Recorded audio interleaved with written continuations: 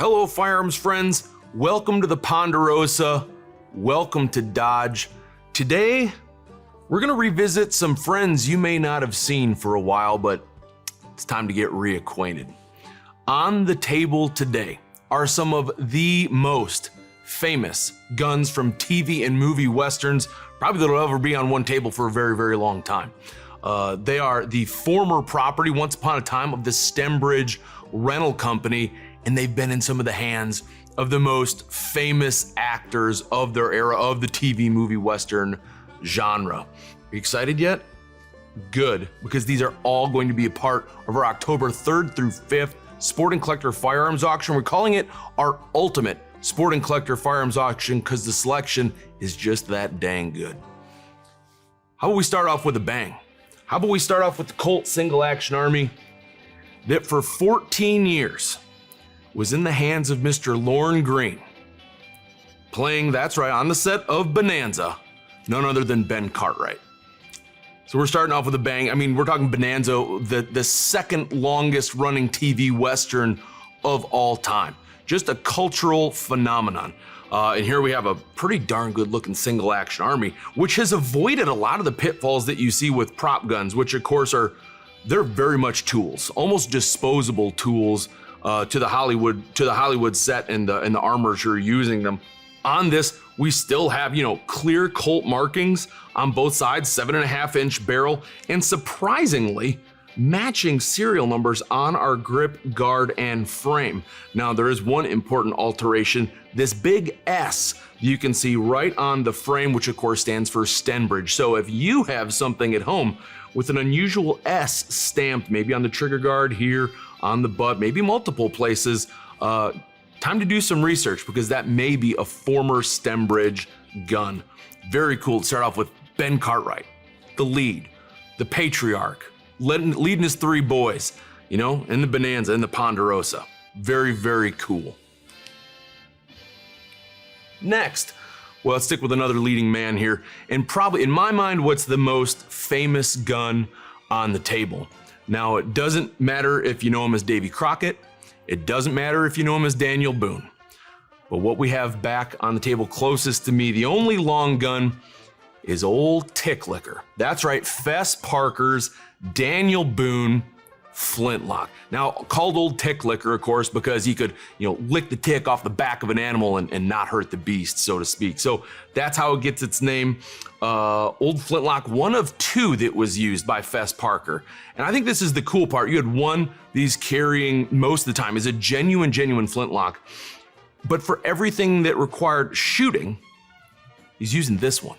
And that's because, as maybe you can tell even from back there, this is not an original flintlock.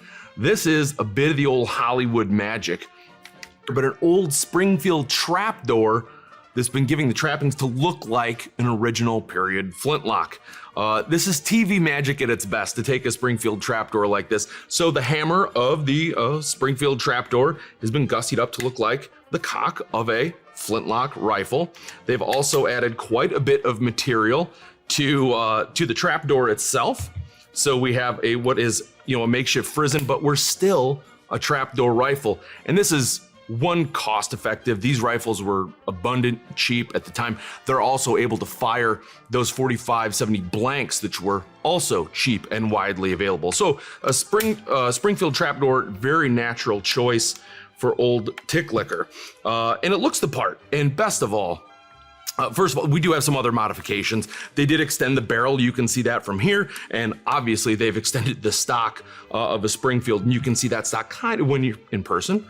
You can see that spliced in here. So everything from down here is Hollywood magic. And these carvings, the carvings on both sides, just fantastic. Of course, brass, everything's painted. So this has actually been given a nice black coat of paint, likely to look like the old iron of the long rifles, of the full stocks. All this carving on the stock has been filled in with gold paint. Now, we've seen that before. We saw that on the 101,000 from Winchester 73. So with that gold paint, everything really pops, especially if you're watching in black and white. And so here we see it again. But the best part of gold paint might be back here where Fess Parker has signed it, Daniel Boone, of 11/23/1991. So It is the real deal. Fess Parker's Daniel Boone, Old Ticklicker. When I say it's the most famous gun on the table, I believe it to be the most famous gun on the table. And that's a statement already because we've already covered Ben Cartwright of Bonanza. Daniel Boone, it's hard to imagine his popularity today where people have any number of venues to watch any number of shows.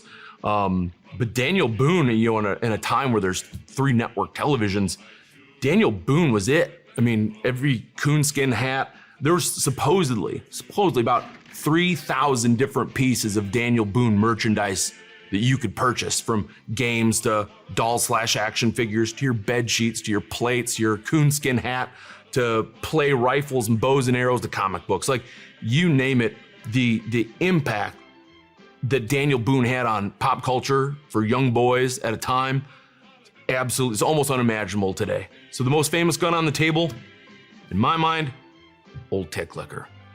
Now, we've already talked about the second most popular TV Western of all time with Bonanza. How about the most popular TV Western of all time? And for a long time, for many years, not only the most popular TV Western, the most popular TV show of all time. 20 seasons, over 600 episodes, Emmys, Golden Globes, spawned some movies. We're of course talking about Gunsmoke. Gunsmoke, like I said, it's been bested by number of seasons by a couple different shows by now. But as far as number of episodes, there's only one show that beats Gunsmoke, and that's The Simpsons. And they took a lot more years to do it. They've been in the air now 36 years. So Gunsmoke, it should give you a hint of just the lasting impact that not only the show had as far as longevity, but as far as what it did for TV shows in general and how it covered topics.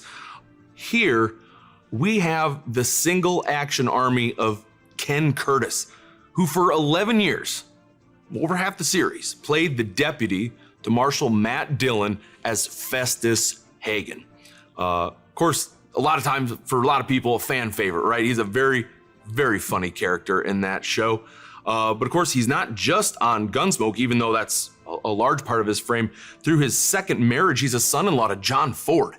So you'll see Ken Curtis playing in a lot of John Ford films, The Searchers, The Alamo, How the West Was Won, and a number of others. The gun also has a pedigree all its own, and you'll find that in those Stembridge documents that come with the gun, and that's true for a lot of these. Old Ticklicker probably accepted, but you'll see that these aren't just rented out for Bonanza or Gunsmoke or some movies, as we'll cover in a second, but they're going to a lot of other shows, and it's fun to see in that documentation just where they've been.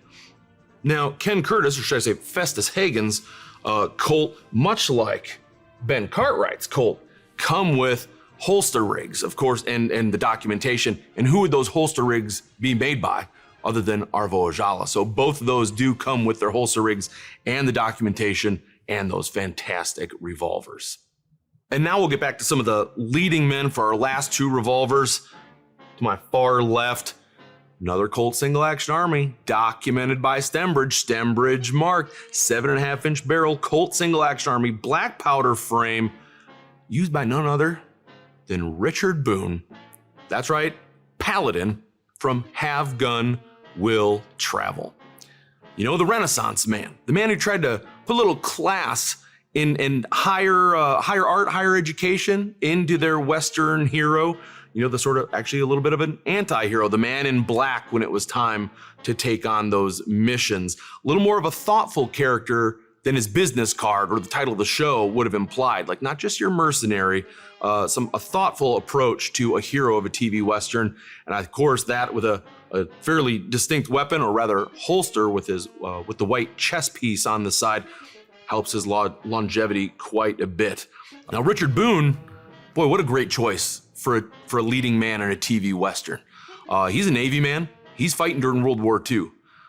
He is on ships. I believe the Intrepid, when it's torpedoed. He's above another one when it's bombed. So if you wanted a man who could be, play the part of someone who's calm and cool when there's, 6 guns thrust in his face, Richard Boone's a pretty natural choice for Have Gun, Will Travel. Last, remember we said some of these guns have multiple histories. Boy, Here's a Colt 1851 Navy with two very specific and very cool histories. Now, first of all, maybe you can see from there, it is a conversion. It's not one of the period Colt conversions like the Richard Masons or anything like that. It's just, you can see there's no percussion nipples on this. It's been converted to fire cartridge for Hollywood, and what a Hollywood career it's had. So we're gonna bookend it with Bonanza on both ends. This is Michael Landon's revolver that he carried in Bonanza, AKA Little Joe. So if you're already a fan of Bonanza, you've got a few pretty heavy hitters to pick from here. But it also was on a little bit bigger screen than just the TV screen of one of Primetime's biggest shows. This is on the big screen. It's carried in the shoulder holster of the 1976 film, The Outlaw Josey Wales. Yes, ladies and gentlemen, this is Clint Eastwood carried Josey Wales Colt 1851 Navy. One of the most quintessential Westerns of all time, played by Clint Eastwood. One of the era's most quintessential Western characters. I mean, when you think of big Westerns in the late 20th century, Clint Eastwood's a name that's gonna pop up first and foremost. And here we have the Outlaw Josey Wales shoulder gun. Of course, he's got the walkers on his hips. Those are the ones you see in the movie posters a lot, and he's got a 49 pocket tucked in his waist belt. You see that used in the film a lot as well. But Josey Wales shoulder gun, we got 6 kill notches here on the right grip as well. Very, very cool piece. So are there some absolute monsters of TV Western and movie Westerns? I reckon so. Again, these are all part of the October 3rd through 5th Sporting Collector Firearms Auction, our ultimate Sporting Collector Firearms Auction, and these are far from the other ones. There are many, many other series that aren't represented here. There's guns from the same series that aren't represented here. There's ones you see regularly in episodes of Bonanza, so check out the catalog when that's online. You will not be disappointed at the variety of TV, movie, and Western guns. Go look for your favorites. Hop over to rockislandauction.com. Better yet, join us October 3rd through 5th or on preview day, October 2nd. You can put some of these in your own hands. Hold the guns of those old heroes. Until next time, keep your powder dry.